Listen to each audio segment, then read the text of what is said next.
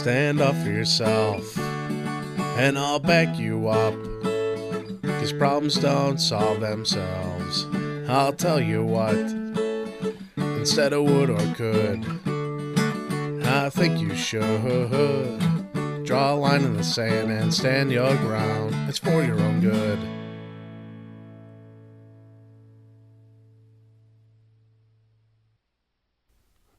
Hello and welcome back to another episode of The Voice of Families in Addiction. I'm your host, Roy Poyan, and my co-host, Rex, the Renaissance Man. Hello. I was thinking, Rex, as we got ready for today's episode, you know, in life, when I'm about to fall asleep, or more importantly, when I'm about to wake up, there's darkness. And then there's a little bit of dawn, and then there's dawn, and then there's full day. And when I'm asleep, I'm running through my REM and all of the different sleep patterns that science has shown us. But there's a time when my awareness comes to play that now I am aware that I am going to wake up. And I start to think, how big a line is that in like data or awareness or thought? I mean, is it a period of a minute, 5 minutes? What is the in between if I were to choose to like plop in the middle of that transition and say, I am right now living in the transition of what's going to become day, but what was once night? And what happens, Rex, if night holds on too long and it intrudes in the transition to day? Well, when you explain it like that, I'll say this is when you stop lying to yourself. Oh, I like that. People Yeah. know the truth about themselves. And Right. that's And your situation and what you're looking at. right. But once they admit it, that's when they are holding themselves accountable. And then once they hold themselves accountable, then they are considered to be aware of like what they've been hiding. Yeah. The truth So- always comes to the light. I really like your answer. I think it's spot on. So when we're looking at the 7 Habits of Highly Effective People by Yes. Stephen Covey, which is our program today, we're going to be looking at the 5th habit, and that is first seeking to understand and then be understood. Yes. But from the platform that you just laid on our plates in front of us to kind of like digest, is that we really need to do this with truth in mind. Definitely. Okay. Definitely. Well, let's see what Stephen Covey has to say about that. That he does start it off with the idea of character, and understanding character is a matter of kind of the lens you put on the camera that you visually see through a certain problem or situation, and what is in that optic lens is a curvature. Sony and Panasonic had developed, these optical ways of bringing that into a camera lens focus. Correct. But we do that in our own lives too, Yes. don't we? Yes, definitely. Let's talk about the lens that we use for life and for situations. Well, it all goes back to that word paradigm. Okay. Yeah. In what regard? You have to fix your lens. Yeah. You can't see everything that you see is not what it is based on how you judge it.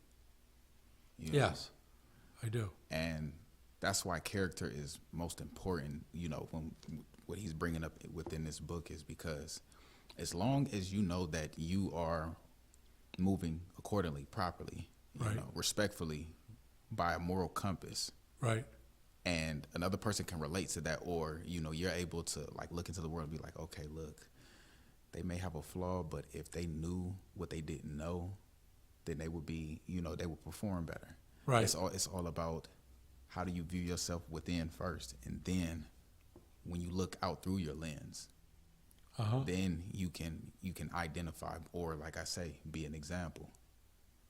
Okay. Yeah. So, would it be fair to say that, going back to the example of that piece of glass that has curvature, let's face it, they didn't use a flat glass on purpose. A curvature allows us to see left, right, up, and down more Yes.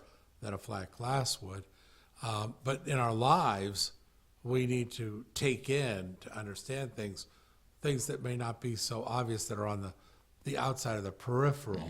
If it was a circle, what's on the outside? Because Covey talked to us about concern and influence in the earlier habits. Yes. And what you can control and what you can't control. Right, right.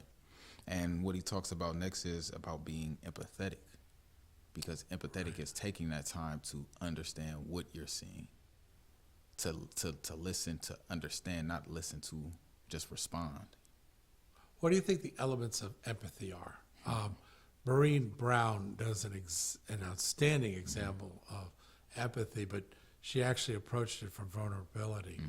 But what would you call the if you were to say, these are Rex, the Renaissance man's 3 top things to consider when we're looking at the word empathy, what it means? Being empathetic to first, don't just listen to respond first off.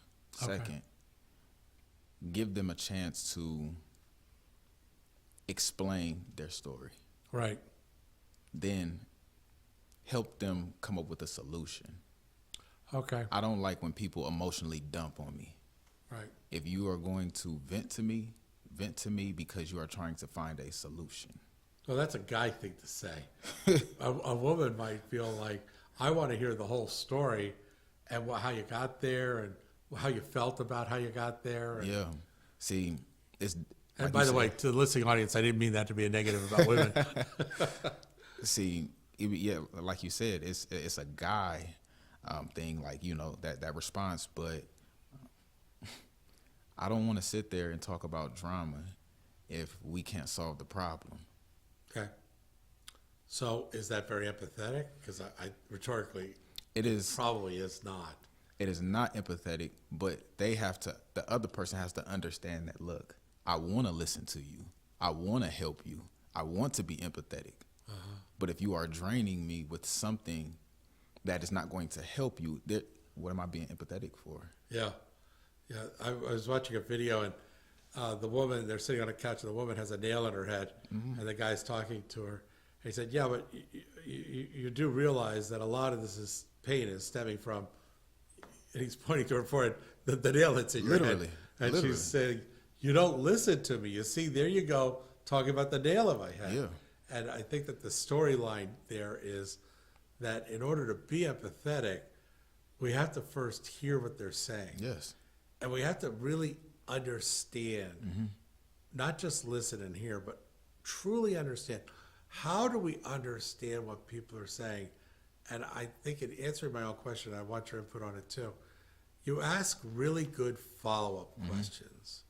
You ask, why do you feel that way? And then you kind of trail off of that with an empathetic statement of, I see what you said about why you feel that way. That must be a difficult place to be. Tell me more. Right. And then it kind of like spiders out into a couple of different branches. And then I will go into, I'm like, hey, look, you are the determining factor. You have a lot of contributing factors around you that you are allowing to come into your place of peace to make you feel uncomfortable. Like I said, with drama, like, come on now. I want to understand your problem. But if you are not, you being a determining factor, are not coming or trying to find a solution to it, then what are we doing? Okay, and I'm going to challenge you, and that's what this episode is about. Okay. It's seeking to understand. Yes. So, are we trying to create a solution, or are we just being present in their emotion, and not having the responsibility, ours, to create or help them create an awareness that the solution Both. is needed? Could we just listen? Yes, we can definitely listen. Can we listen empathetically? Yes. Meaning we ask why do you feel that way? How is that? And, Yes. But But and then not give a solution? See, the thing Rex, is, yeah, it's such a guy thing to say. Because- I don't know. Why am I because at the- listening if I'm not going to give a solution? exactly. You I go like. out, you see the deer, you kill the deer, you bring it home. We Like, eat the deer, which is why I went out to find the Right. deer. Like I'm willing to listen. I'm Yeah. willing to understand. Yeah. But once I understand, Yeah, I want once I understand what the Let's put situation this in is, the envelope and mail it. like, Yeah. you know what? Okay, I understand what you're going through. Okay. Do you want to feel this again? Do you want to go through this again? And if they tell Well, me, that's true, yeah. exactly. I'm asking questions. I'm like, do you want to feel this? Do you want to, go through this again? They most of the time they say no. Right. You know, Yeah, I which is expect why them to they're say no. sharing with you. Right. So once they say no, then I offer a solution of, look, you don't have to go through this if you do this. What do you think what do you think would work better for you? So are we always, and always is like an all-encompassing word, I probably shouldn't use it, but often listening with Covey's in mind to understand, to be understood. Do we always have to be understood? And my challenge here in this conversation is, can't we just listen to understand and leave it at that? And we've been helpful. Yes, I mean, definitely you can. Okay. So there's two parts to Covey's habit here. But at the end of the day, they're gonna go when they listen. We're here with the voice, battling, addiction. Yeah. They could sit here and listen to understand, but eventually, whether we provide the solution or not, Well, it's best if they come up with a solution. Exactly. At the end of the day, they're going to talk about that solution. Right. Right. So with this in mind then, we're looking at the idea that there are a lot of different things at play Yes. when we're listening. And Covey is challenging us, be quiet, Yes. listen. Yes. And listen with the idea that you want to understand. Well, if you want to understand, then you've got questions. So typically in a good conversation, and I'm finding I'm doing this much more, and one of the more rewarding things about this little bit of a style change that I've made in the conversations that I've had is people are walking away from conversations with me, and we both seem to have a good feeling that, well, that was a good conversation. And I'm thinking, well, Roy, what did you do that's different than when you were like, 2012? Well, I used to listen for the purpose of getting people to understand what I'm trying to tell them. Kind of like a codependency. I want to manipulate you and just keep manipulating you. And if I have to listen, I will, but I'd rather just jump to changing you. Right. See, I like saying this to people because I'm like, communication is not key at all. What is it then? We were talking about understanding, right? Communication is not key. Comprehension is. Well, explain to me more about what you mean when you say that. Okay. So let's say you speak Spanish. I speak English. We could be communicating to each other, but I don't even know how to translate what you're saying. And you don't even know how to translate what I'm saying. Okay. But until we learn each other's native tongue, then we're able to comprehend. We're able to, act accordingly, know how to respond, so on and so forth. So comprehension is key. Yeah. I often hear people talking about school and education, and they're saying, "Oh, the reading level is really low." Yes. What's going on there with comprehension, as an example of understanding, as an example of a habit? Okay. So with comprehension, they're not understanding the material, not because the teacher is a bad teacher. It goes all the way back to from the womb to the classroom. So however that parent is communicating with that child, whatever trauma they're going through, like, a child that's, in poverty, Screaming. Yeah, basically. They don't even know how to comprehend because they're so attached to their traumas. They're so, Boy, that's a good point. yeah, when they get something wrong, it only reminds them of being wrong in their parents' presence. And So why would you want to comprehend? It brings up the trigger of the emotion tied to. exactly. Oh yeah, I can see. So that, yeah. when it comes to education, that's why they say, it's for the impoverished community, it's a pipeline to prison Right. because they're being forced to do something or to act or learn instead of them enjoying to learn. Well, I had dyslexia when I was younger. Yeah. And I had it pretty bad. It was back in the 60s. And they were just looking at dyslexia at New York University. I grew up in a town outside of Manhattan. See, the difference with that is condition. Right. In what regard? Having dyslexia is a condition that you were born with. It was, yeah. But a kid from, the hood, Yeah. trenches, they may not have that. And majority of them don't. Right, exactly. But they have something that looks like it. Exactly. Why is that? I mean, we're not scientists, but It's just because of their experiences. So these are traumas. Yes. Let's just call it what it is. Definitely. Okay, so this is a trauma, and the child is forced to use, coping skills Right. that are undeveloped. I mean, child's brain is undeveloped, so they do Right. the best that they can. So the idea of comprehension is not number one, but the idea that you think that I'm learning to keep you from getting mad at me Yeah. is number one. Yeah. So I'll fake it and probably won't make it. Right.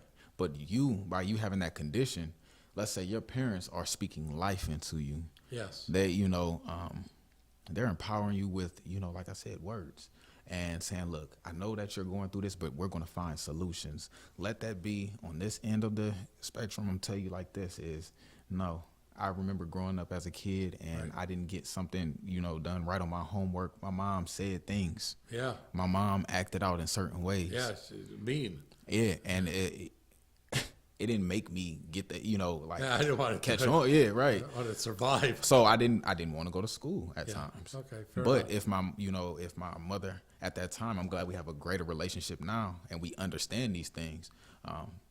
If she would have spoke life into me back then, then I would have been like, you know what? I'm more confident. I can do this. Yeah, right. Well, right. So when we're looking at Covey's program of making a habit out of understanding Yeah. first, Yeah. it may be difficult for us to understand. It may be that we're looking at somebody that, we don't understand because we don't know their traumas, but yet we're trying to understand them and be empathetic. Kind of hard to do. Once again, you don't really know the full person. And it's very hard for a child to comprehend a parent's trauma Oh, impossible. until they become an adult. Well, And by then it's too late. yeah, right. Or we're asking them to be like an adult way too soon. Exactly. Yeah. So as we start to do empathetic listening, when I say empathetic listening, I'm not referring to like the techniques of active listening or reflective listening, where I say back to you what you just told me, so you know that I heard the words you said. Yes. That's reflective listening. That's very effective. But that kind of listening is skill-based.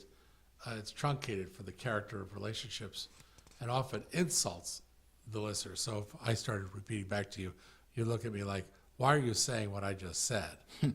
I just did that recently. I know what I said. You don't have to repeat it back to me. Let's stop That's this. a pet peeve of mine. Yeah, okay. I'll know not to do that over lunch.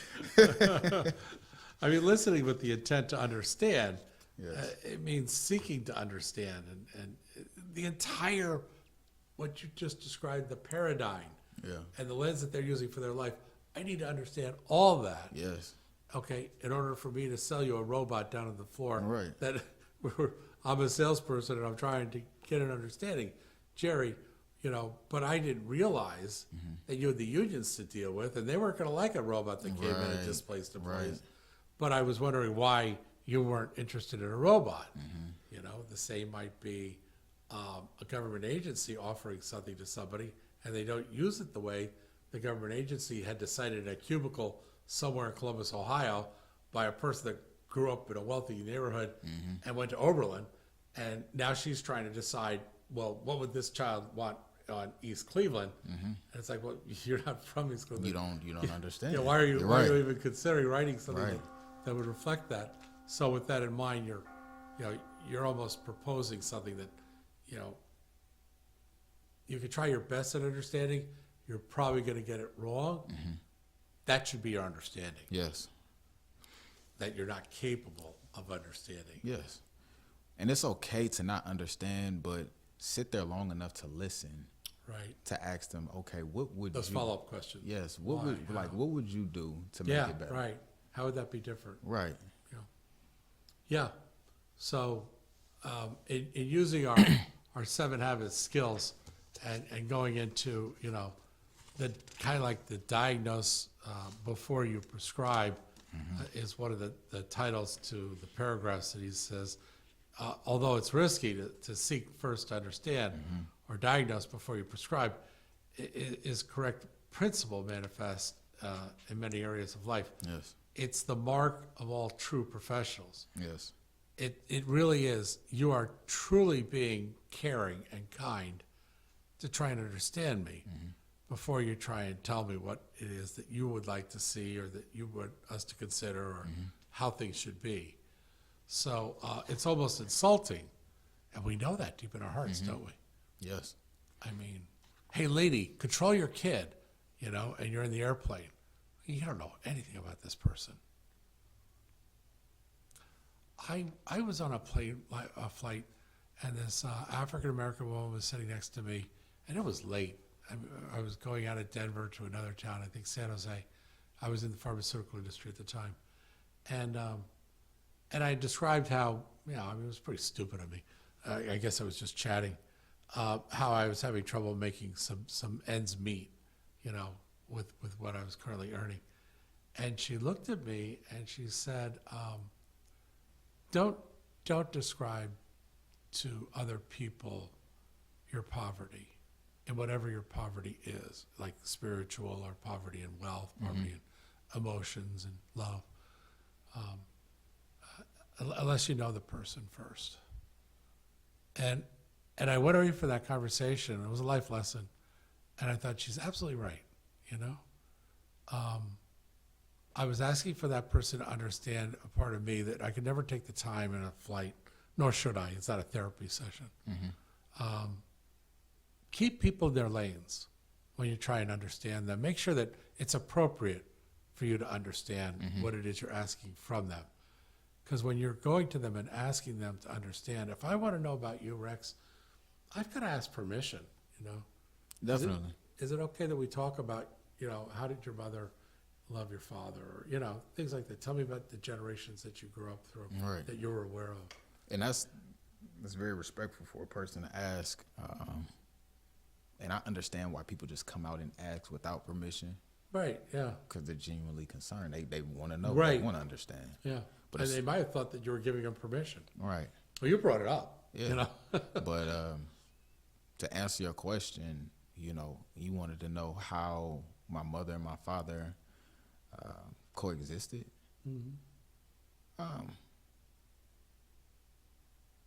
I give it a 3 out of 10. Okay. Why is that? Because I am the result of, I was the result of my parents, Right. And when I turned 18, I realized that I was an inadequate adult. I wasn't prepared for adulthood. Oh, that's pretty smart of you. Yeah, I wasn't prepared to take on responsibilities. The only thing that I knew about stability was get a job just to get the money, just to pay the bill. I wasn't taught to live life. I was taught to just survive. Okay. I also wasn't taught about emotional intelligence. I also wasn't taught how, I wasn't shown by my parents, through their actions of how a woman is supposed to be treated or how she's supposed to treat a man and how, vice versa. Right. So So we're going to pick those up now. where did I pick those up? No, where would you pick them up from? So I picked them up from movies. Oh, okay, fair enough. I watched a lot of black movies growing up, and a lot of my role models were on TV screens. Okay. I didn't have a lot of role models around me. I just had a lot of people around me that I didn't want to be like. So that was another source of motivation. Yeah, eliminate that. Yeah. So that's how I had to, become my own parent, even as an adult. Mm-hmm. But yeah, my parents know, I do my best, and they're very proud of me. I bet they are. They I'm don't. proud of you too. There, Thank buddy. you. I appreciate it. They don't try to take credit for my maturity. Yeah, yeah. So Good. Wow, that's something. Love. For sure. yes, and they're not like the. I know people look at black parents as from the impoverished community as being a certain type. Probably right. No, my parents weren't like that. My mom, smart woman. Mm-hmm. My dad, a very, charismatic guy. Nice. Yeah. But I understand their traumas. I had to take time to be empathetic with them. Interesting. Where did you get that skill set from? Well, once you go through certain stages of, you're angry, then you mourn, then you're motivated, then you succeed. I was in angry phase, and then, I said, it's time for me to let go of this anger because it's holding me back. I began to mourn what they were feeling. Interesting. Yeah. Wow. Yeah, very interesting. Because I said, in order for me to be the man that I need to be Right. for myself, my son, or a woman that's in my, that should be in my life, I have to take accountability. I'm like, hey, look, stop blaming it on them. Stop holding on to your past. Look forward and keep moving one day at a time. It is one day at a time. Yeah. Well, thank you for sharing that. That was a very vulnerable moment, and I appreciate it. I respect you for it. Thank you. I wish I had the courage to do that so freely as you just exampled for all of us. Maybe inside of our own mind, we should be doing that kind of self-examination to help ourselves first. The seek to understand might be seek first to understand yourself before you ask others to understand what it is you'd like. Definitely. Yeah. And then I was sitting on a beach, and this man walked by, and he said, "What are you doing?" And I looked out in the ocean. I said, "Contemplating life." He said, "Have you figured it out yet?" And I said, "No." And he said, "Well, come on up to my place. Let's have a steak." And I said, "I'm not gay." And he said, "It's not about that." And we got up there, and he said, "Have you ever read the Bible?" And I thought, "Oh, no, it's like this." And I said, "No, I've had dyslexia most of my life. I don't read well, and it's very tiring for me." He said, "Well, would you like to learn?" I said, "Yeah, I guess so." And so every week at Tuesday at 4, he'd stop by my apartment and show me how to read the Bible. And one day he said, "Roy, I want you to meet me downtown, San Diego." And when I did, I met him on the 42nd floor of one of these buildings. And he said, "Look out through the windows. All these buildings I'm the chief architect for. All these construction sites." San Diego was growing really fast. They had cranes on the top of buildings. And I was thinking, oh my gosh. I mean, and you take time off of this to drive up the highway to Pacific Beach to meet with me in my apartment to show me how to read the Bible at 4 o'clock in the day. Wow. I never would have known that about him as he sat there and said, "Have you figured it out?" I had to live my understanding to truly understand. So sometimes understanding means patience and time and a new place, a couple of new places, and then all of a sudden you do understand. So I guess what I'm trying to convey to the listening audience is, as in Rex's development of self internally, and then my interdependence of different elements to bring myself around, our ability to understand and truly understand is a success habit. And the more we pay attention to that in terms of doing it and then living it and letting it unfold in front of us, the more we'll be better understood.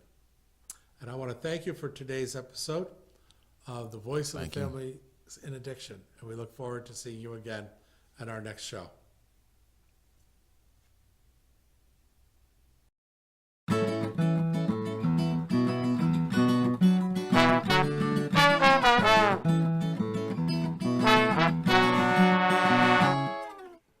Stand up for yourself, and I'll back you up. 'Cause problems don't solve themselves.